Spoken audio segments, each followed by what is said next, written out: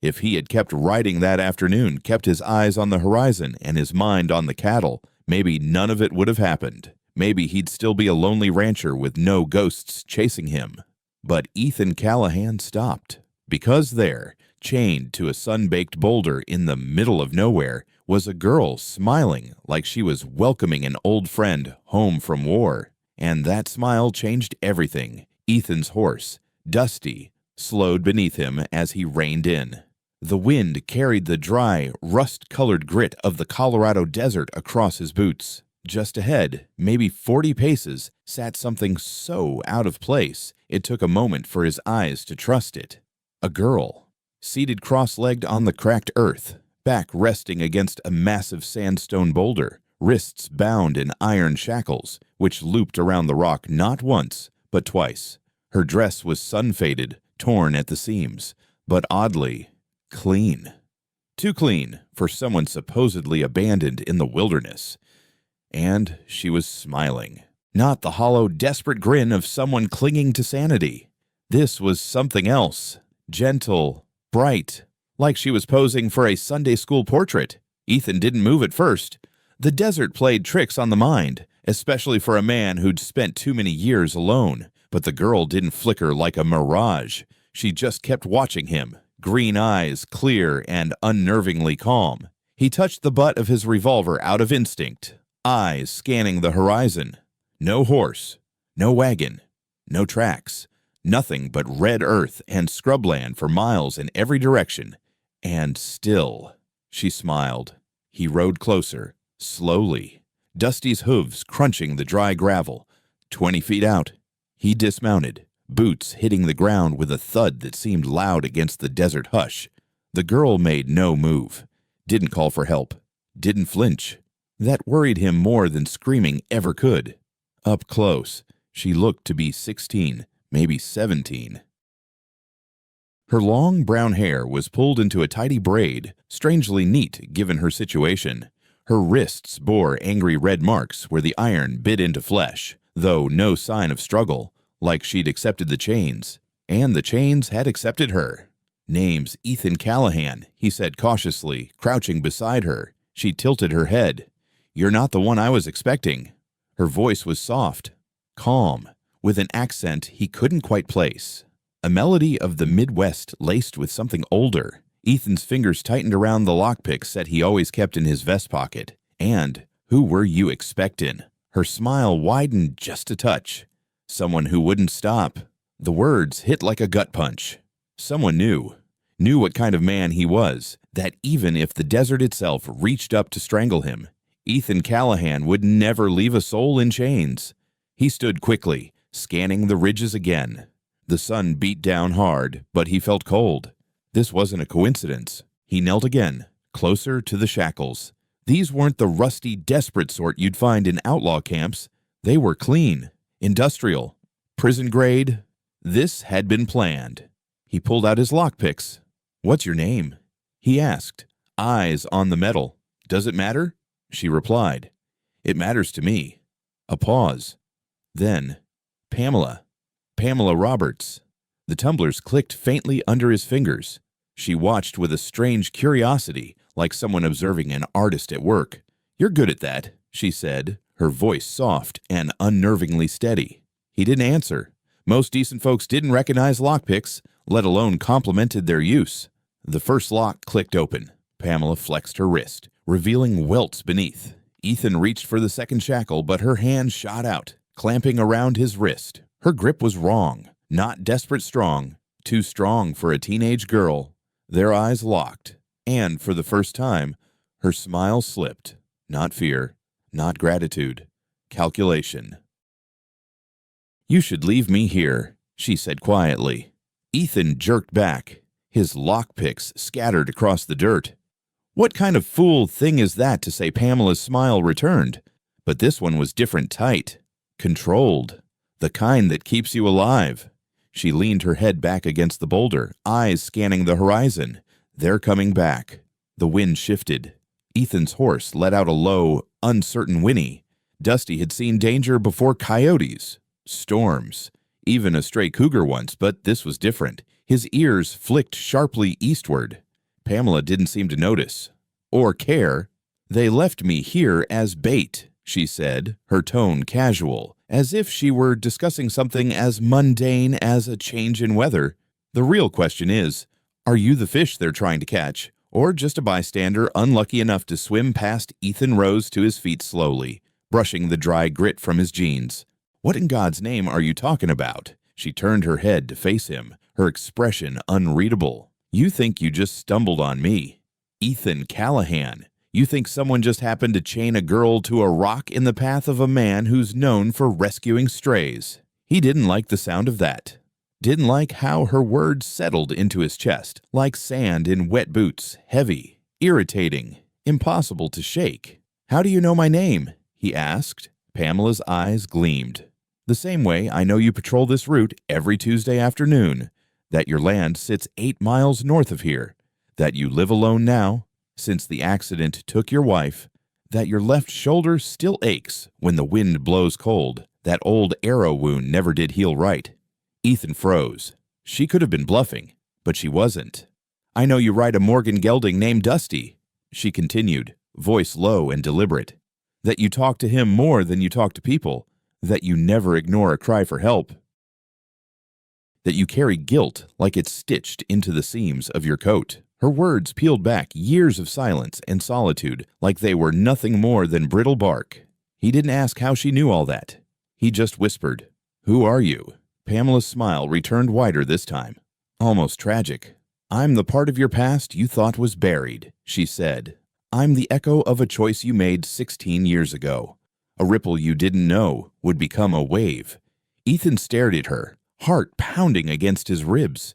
The air had grown heavier somehow, thicker, as if the desert itself was holding its breath. From the eastern horizon came a faint sound, hoofbeats. 3 sets, moving fast. He stepped forward instinctively, placing himself between the chained girl and whatever was coming. "Tell me their names," he said, voice low, steady. Pamela tilted her head. Ever hear of the Barrow brothers? Ethan had. Anyone who wore a badge or once had knew the name. 3 outlaws with a thirst for blood and a knack for disappearing right before the law closed in. Robbers, murderers, hunters of men. He'd chased them once, years ago, but never caught them. "I never crossed them," Ethan muttered. "No." Pamela agreed. "But you crossed someone who mattered to them." His blood ran cold. A memory stirred, half buried, long ignored.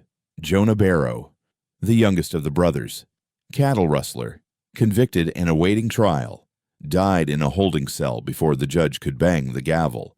Officially fever, unofficially. Ethan had always known something about that night didn't sit right. Pamela watched his face shift. "His name mean anything to you?" He nodded slowly. "He died under my watch. He was their little brother," she said, her voice suddenly brittle. "And someone paid to make sure he never talked." Thunder rumbled not from the sky, but from the earth. The hoofbeats were louder now, closer. "You said bait," Ethan murmured. "That they left you here to trap me." Pamela leaned back against the boulder. "I never said I didn't agree to it." The confession dropped like a hammer. Ethan took a step back. "You helped them, I helped myself," she said. "They want blood. I want something else." What her eyes held his, and for the first time, her voice cracked barely. Closure. Ethan stared at her, at the rusted chains, the sun-split lips, the strength in her posture despite everything, the grief she wore like an old shawl woven into every gesture. He didn't know what to believe, but the hoofbeats were nearly here, and Ethan Callahan had never been good at running. He reached down and finished unlocking the second shackle. The chains clattered to the ground like the sound of a verdict handed down in a silent courtroom. Pamela stood slowly, rubbing her wrists, but she didn't thank him. Didn't even look relieved. "You have a ranch," she said. 8 miles north." He nodded warily. "That's where they'll go first." She brushed the dust from her dress and looked at him like a question he hadn't answered yet. "Why are you still here?" "Ethan." He didn't answer, because he didn't know. Because maybe the real trap wasn't in the desert. Maybe it had been inside him all along. The sun sat low. bleeding across the sandstone cliffs like a wound that refused to clot. A breeze kicked up dust devils across the flatland, swirling around Ethan's boots. He kept his hand near his Colt, eyes on the horizon, but his mind was spiraling inward fast. Pamela stood just a few feet away, free from her chains but far from harmless. Her body was still, but her presence buzzed like a wire stretched too tight. "I don't understand," Ethan said finally, voice dry. "If they want me dead, why warn me?" Pamela didn't turn. Her eyes were locked on the eastern horizon, where three dark shapes now cut through the dust. Riders, closing in, sun at their backs, guns at their hips. She answered without looking, "Because I never said this was about revenge." That made him pause. "Then what is it?" Pamela smiled, and it chilled him more than any threat ever could. "This is about truth," she said. "The kind that rots in silence. The kind you think you buried years ago." Ethan searched her face for answers and found none. Only that maddening calm, the kind that made sane men second-guess their instincts. "You knew Jonah Barrow," she said softly. "But you didn't know the whole story." Ethan exhaled sharply. "I was a marshal then. He was a rustler, caught red-handed. I did my job." Pamela looked at him then. Really looked. "He died with a bullet in his skull, chained to a bed in your jail." Ethan's body went rigid. "No," he whispered. "That's not true." "Isn't it?" He remembered that night too well and not well enough. The sound of a gunshot echoing down stone halls. His deputy, Cole Harper, standing over Jonah's body, smoke still curling from the barrel. He tried to escape. Cole had said, eyes like wet gravel, reached for my weapon. And Ethan Young, weary, trusting, had nodded, closed the report, moved on. But had he? Pamela's voice grew quiet, deadly. Jonah didn't die of fever. That story was convenient, neat, clean, but lies always are. Ethan swallowed the bile rising in his throat. "How do you know all this?" Pamela stepped forward, her boots crunching softly in the sand. "Because the men who hired the Barrows told me, and they told me everything about you, too. What kind of man you were, what kind you pretend to be now." He clenched his fists. "So this is Judgment Day. Is that it?" "No," she said, almost kindly. "This is reckoning." The riders were closing in. 50 yards now. The thunder of hooves grew louder with every breath. Ethan turned to Dusty, his horse pawing nervously at the ground. "They're almost here," he muttered. Pamela didn't move. "You still don't get it. Do you get what I'm not the bait? Ethan, I'm the trap." And that's when it all clicked. The smile, the chains, the eerie calm, her refusal to scream, her refusal to run. Every moment choreographed with precision. They didn't want to chase Ethan Callahan. They wanted him still, rooted, waiting. "God help me," he whispered. Pamela tilted her head. "They know you. Ethan, your conscience, your guilt, your sense of duty. They knew you'd stop for a girl in chains. And you helped them," he snapped. "No," she said quietly. "I used them." He stared at her, heart hammering. "Used them for what?" Before she could answer, the 3 riders arrived. They came in fast, then spread wide formation, not panic. 2 flanking, 1 at the center. All bore rifles across their saddles, but none raised their weapons yet. The lead rider was tall, lean, and mean-looking, with coal-black eyes that had seen too many dead men to be troubled by one more. "Miss Roberts," the man called, voice smooth with a Texas drawl. "Looks like you found our guest." Pamela took a few steps away from Ethan, standing with her back straight. "Right where you said he'd be." The words hit like a slap. Ethan didn't reach for his gun. Not yet. The lead rider smiled, but it didn't reach his eyes. "Mr. Callahan. Heard you were hard to find." "Not hard enough, apparently," Ethan muttered.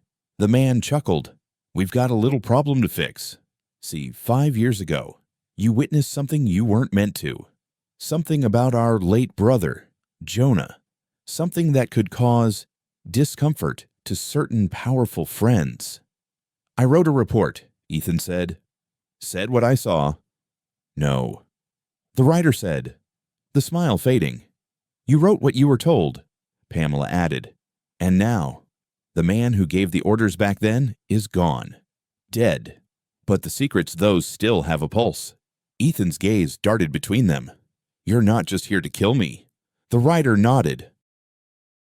We're here to erase history. Pamela looked over her shoulder at Ethan. And you, Ethan Callahan. You're the last sentence in that chapter. The space between the four of them crackled with a silence more dangerous than gunfire. Ethan's breath was steady, but his mind raced three men, all mounted, all armed, Pamela no longer by his side, and the lead outlaw, with that cold smile carved into his face like a brand, was watching him like a butcher sizing up a steer. Name's Eli Barrow, the tall one said, his voice a mockery of hospitality. You might remember my brother Jonah. You left him rotting in a cell. Ethan didn't flinch. He died before trial. Official cause was fever. Eli's smile evaporated. Official. Sure. Behind him, the other two riders fanned out just enough to keep Ethan in a triangle of death. No clear path to cover. No horse fast enough to outrun bullets. Pamela folded her arms. Expression unreadable. He wasn't supposed to die in that cell, she said quietly. He was supposed to talk. Ethan narrowed his eyes. Talk about what Eli chuckled. The real story. Lawman. About Judge Carrington. About the cattle barons paying for blood. Jonah was going to open the whole damn curtain until somebody closed it for good. You think that was me? Eli leaned forward on the saddle horn. I think you were the deputy with a badge, a gun, and a motive to keep your job. Ethan shook his head. That night, I heard the shot, but by the time I got there, your deputy was standing over my brother with a smoking gun. Pamela finished, her voice sharp. Cole Harper swore Jonah reached for his sidearm. Ethan muttered, said he had no choice. Eli spit into the dust. Cole Harper disappeared with a saddlebag full of bribe money 2 days later. And your precious judge dead 6 months after, in a riding accident. Ain't that convenient? Ethan looked to Pamela. You said you used them. What did you use them for? She hesitated. Then, as if choosing which truth to speak, she said, to find out if you were the man who pulled the trigger or the man who let it happen. It landed like a punch to the ribs, but Ethan didn't deny it, because deep down, he'd wondered the same thing every night since. The two flank riders dismounted now, rifles in hand, moving like wolves circling a wounded elk. Dusty snorted and stepped back, ears twitching wildly. Eli nodded toward Ethan. We ain't here to make you suffer, Callahan, just tying up loose ends. Men like you die quiet in places like this. Desert eats you whole. And Pamela, Ethan asked, not taking his eyes off the barrels. Oh, she's free to go, Eli said with a sneer. She held up her end. Led us straight to you. Pamela looked away. Something shifted in Ethan. Not anger, not fear, but disappointment. Not in her, in himself for thinking, even for a moment, that the chains meant innocence. You got something to say, Pamela asked, without turning. Ethan stepped closer, not fast, not threatening, just closer. I've been alone a long time, he said. Long enough to know what it feels like when someone sits in front of you wearing a smile that doesn't belong to their face. She glanced at him, unsure. I thought maybe, Ethan said, you weren't lying to them. I thought maybe the story you fed them wasn't the whole story. That maybe, just maybe. You were stuck between wolves and didn't want to get bit. A pause. Then, from behind him, one of the men shouted, Enough talk! The tension snapped like a dry twig. In one breathless moment, Ethan dropped to a crouch behind the sandstone boulder, his Colt clearing the holster with practiced speed. The first shot rang out before he hit the ground, Eli's bullet smashing rock inches from his head. Kill them both, Eli roared.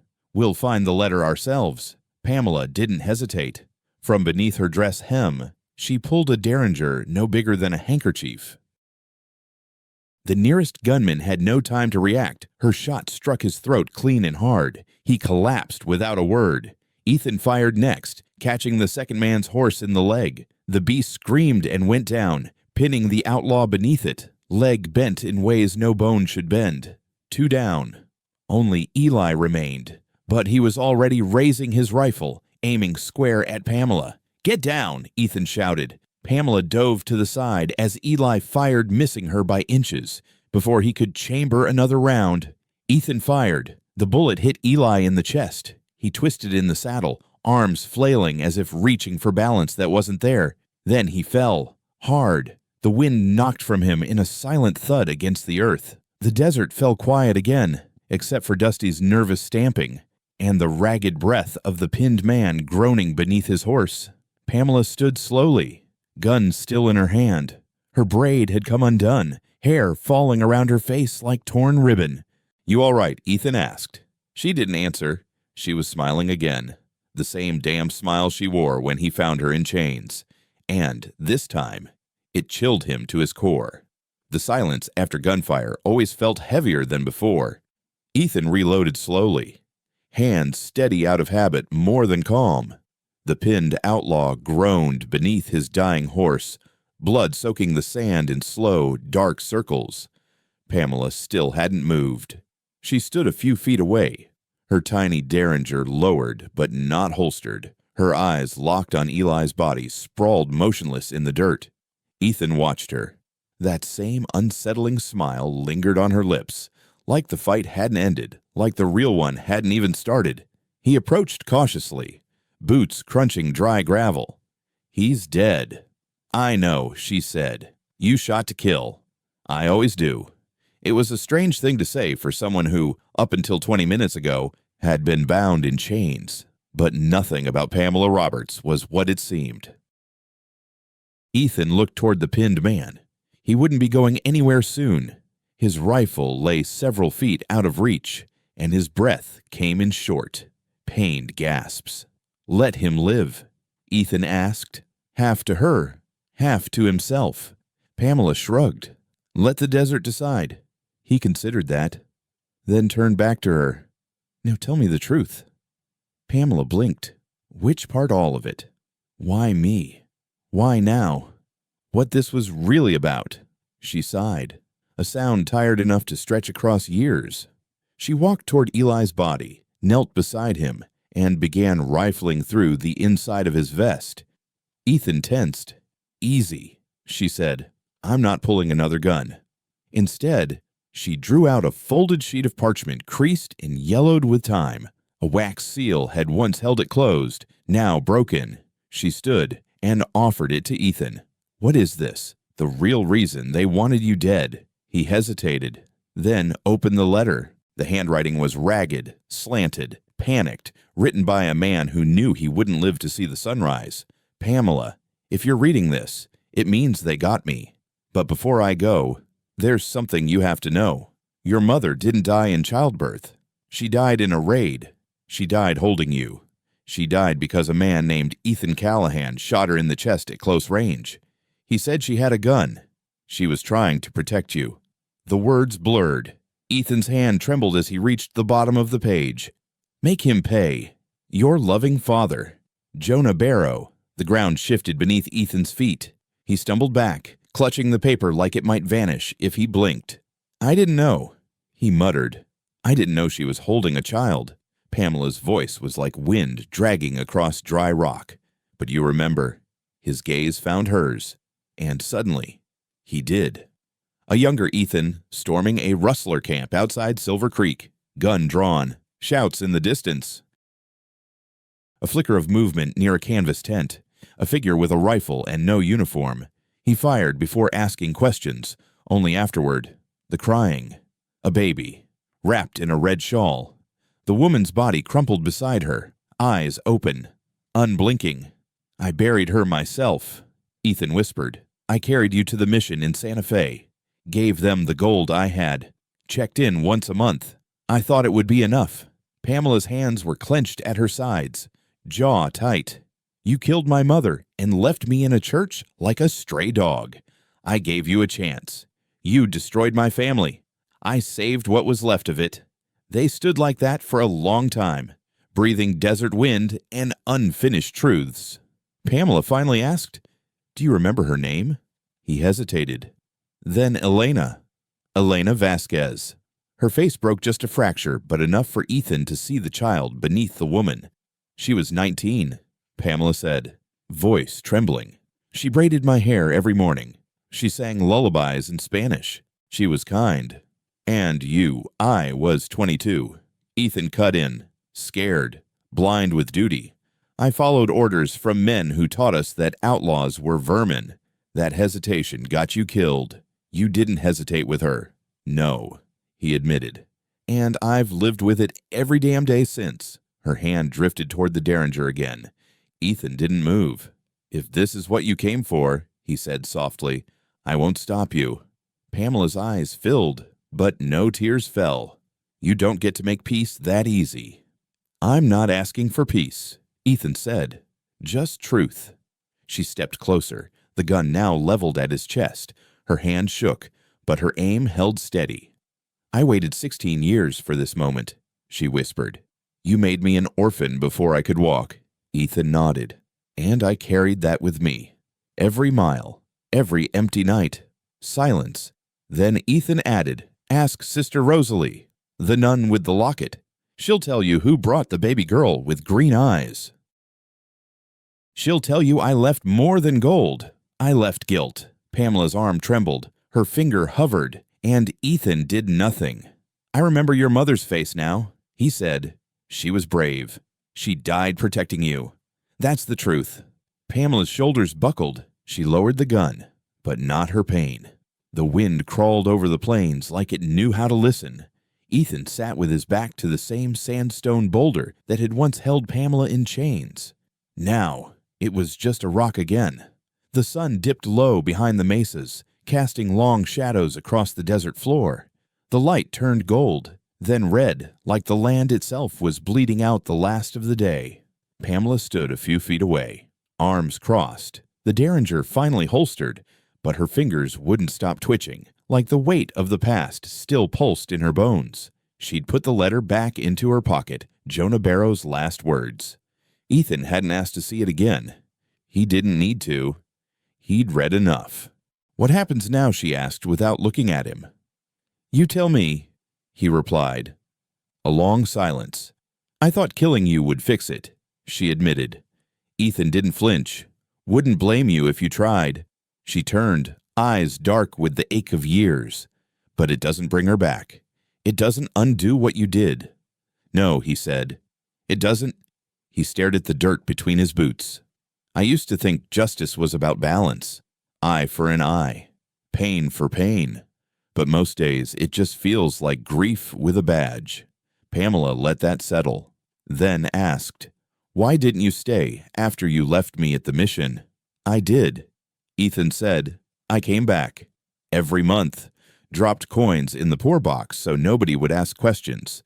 I watched you from the garden gate. You grew up with flowers in your hair and nuns who sang lullabies. I figured, maybe I'd done something right. Pamela blinked. Why didn't you ever speak to me? He looked up, because I didn't think I had the right. The desert held its breath. I thought you were a monster, she said quietly. I was. Ethan replied, but monsters don't bury their dead. And I dug your mother's grave with my own hands. Pamela took a slow step toward him. Tell me everything. So he did. He told her about the raid on Silver Creek, how the orders came from a crooked judge, and how Jonah's camp was just a means to an end. He told her how the rifles looked the same in the dark, how the fear in his chest drowned out any room for doubt. He told her about the crying, the shawl, the way he held her tiny and screaming while Elna bled out beside them. And finally, he told her about the months, then years, of silence that followed, how he rode with a gun and a badge and a guilt no man could confess. When he was done, the sun was gone. Pamela knelt beside him. Her voice cracked when she asked, Do you remember what she looked like? Ethan nodded. She had long black hair, darker than coal, eyes like thunderclouds before a storm. She was scared, but she didn't run. She turned her back to shield you. I shot her through the spine. Pamela's breath caught. She sang to you, even as she fell. Ethan added, just a single note, then silence. Pamela's hand reached instinctively to her own chest, as if tracing the scar left by someone else's bullet. I always wondered if she died alone, she whispered. She didn't. He said. I held her hand until it went cold. They sat in the silence that followed two people stitched together by a single shot fired 16 years ago. I used the Barrow brothers to get to you, Pamela confessed.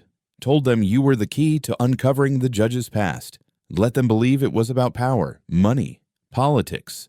Ethan looked at her, but it was never about that. She finished.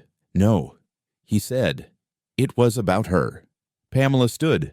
Her silhouette was sharp against the fading twilight. You killed my mother, she said. But you saved the daughter she died to protect. He rose slowly to his feet. That's not redemption. No, she agreed. But it's a start. They turned toward Dusty, still tethered to a dead limb jutting from the earth like a bone. Ethan led the way, untying the reins with practiced ease. As they mounted up, Pamela asked, "What do we do with him?" She nodded toward the surviving Barrow brother, still pinned beneath his horse, unconscious or close to it. "Leave him," Ethan said. "The desert's always hungry." She raised an eyebrow. "That justice. Marshal, no," he said. "That's mercy." They rode off together, side by side, the sound of hooves fading into the whisper of wind. Behind them, the graves lay shallow and raw. Ahead, something neither of them had words for. Not forgiveness. Not yet, but the road to it. Maybe. The moon was high by the time they reached the ridge overlooking the canyon, a silent witness casting pale light on red cliffs and endless desert. Ethan dismounted first, his body aching with age and memory. Pamela slid down after him, graceful despite the weight she carried, both visible and not. They hadn't spoken for miles, not since they left behind the blood and the bodies, not since the wind had swallowed the last gunshot, and the night grew thick with the kind of silence that made people confess things. Ethan set up a small fire from dead brush, more for the ritual than the warmth. The desert had cooled, but he barely felt it. He sat on a flat stone and watched the flames lick upward, his revolver resting across his knee, not out of fear, just habit. Pamela stood apart, eyes scanning the dark horizon like it might give her answers he couldn't. "You haven't asked," she said after a long while. Ethan didn't look up. "Asked what, if I'm still going to kill you?" The fire cracked, a single ember shooting toward the stars. "I figured if you were, you wouldn't announce it," he said. Pamela stepped closer, but not too close. "You're not a fool. Ethan, you knew from the moment you saw that letter this wasn't over." He nodded slowly. "Still isn't." Silence again. But now it was breathing, alive with tension. "I used to dream about it," she said softly. "Shooting you, looking you in the eye, watching you realize why. 16 years of that dream. Some nights it kept me alive." Ethan met her gaze, and now Pamela swallowed. Her hand drifted to her side, brushing the handle of the Derringer. "I still want to," she admitted. "Part of me needs to, but another part—" She stopped. "Another part saw you dig a grave for your enemies. Another part saw you carry my mother in your arms. That part isn't so sure anymore." He waited. "I don't know how to let it go," she said finally. "Neither do I," Ethan answered. "But you could start by letting me live long enough to figure it out." Pamela gave a dry laugh. "That easy no," he said. "Not even close." She sat across from him, the fire flickering between them like a ghost. For a moment, they looked like father and daughter, though they weren't. Not really. Bound by death, shaped by mistake, twisted together by a history neither of them chose. "You think she'd want me to forgive you?" Pamela asked, staring into the flames. "I think she'd want you to be free," Ethan said. "And hatred isn't freedom. It's a new kind of chain." Pamela blinked hard. "I've never had anything else." "Then take something else." He tossed a twig into the fire. Sparks scattered like stars against the night. "I became a monster the moment I pulled that trigger," he said. "But that doesn't mean you have to." She looked at him sharply. "You think forgiving you makes me better than you. I think it makes you different," Ethan said. "And that's enough." The fire died down to a soft glow. Night folded around them like a heavy quilt, full of old scars and colder truths. Pamela stood. Ethan didn't reach for his gun. She walked around the fire, step by step, until she stood behind him. He could feel her there, the weight of her breath, the slight shift of her boots in the gravel, the slow, deliberate sound of her hand pulling the Derringer free. He closed his eyes. This was the moment. Not a duel, not a shootout, a choice. He felt the muzzle press lightly to the back of his neck. 16 years, she whispered. I know. You don't get to say sorry for that. I'm not, he replied. I'm just here. A long silence. Then the gun lifted. Pamela stepped back. Ethan turned slowly, meeting her eyes in the dim orange light. Tears tracked down her cheeks. I hate you, she said. I deserve that, but I don't want to be you. She dropped the gun. It landed in the dirt with a dull, defeated thud. Ethan rose. Pamela didn't move. He picked up the Derringer and placed it in her hands gently, folding her fingers around it. It's still yours, he said. She looked at the weapon like it meant nothing now, like it had always meant too much. Then, after a long pause, she whispered, I don't want to carry this anymore. Then don't, he said. She let it fall again, this time for good. The wind stirred the ashes between them, and for the first time since they met, they breathed the same breath. No longer predator and prey, just two souls trying to survive the wreckage of who they'd been. By dawn, the fire had turned to ash. The canyon below them held its breath, painted in soft pinks and golds by the rising sun. Birds sang somewhere in the distance, and the air, for once, didn't carry the weight of violence, just dust and the promise of a new day. They buried the last body in silence. No eulogies, no tears.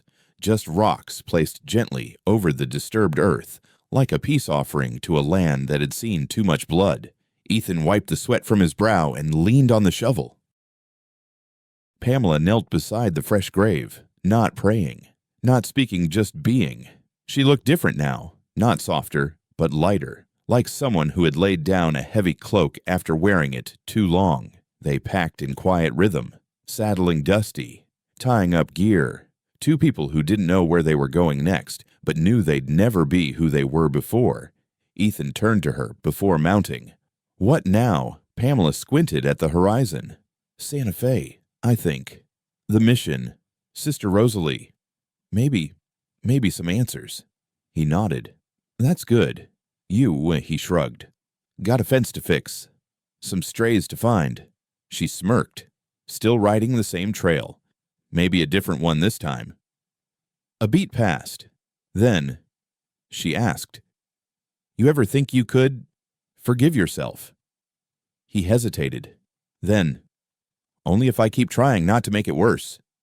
She stepped forward, kissed his cheek like a daughter might, awkward, unsure, but real. And without another word, she mounted her horse and rode east. Ethan watched her silhouette grow smaller against the morning light. Then he swung onto Dusty's back and rode west, where the wind felt different somehow, like it had forgiven him just a little, even if he hadn't forgiven himself. Sometimes, the people we hurt most are the ones we never meant to. Sometimes, the weight we carry isn't just about guilt, but about the choices we don't know how to undo. This story wasn't about heroes or villains. It was about what comes after the gunshot, after the silence, after the anger. It was about whether two broken people can choose healing instead of hate, whether forgiveness can bloom in the cracks left by grief, and whether we can ever make peace with the worst versions of ourselves. You don't have to carry what's killing you. You don't have to stay in the past, but you do have to choose what you become next. If this story moved you, if it made you pause, or think, or feel something you didn't expect, share your thoughts in the comments. Tell us about a moment when you had to choose between bitterness and healing, about a forgiveness you gave, or one you're still waiting to find.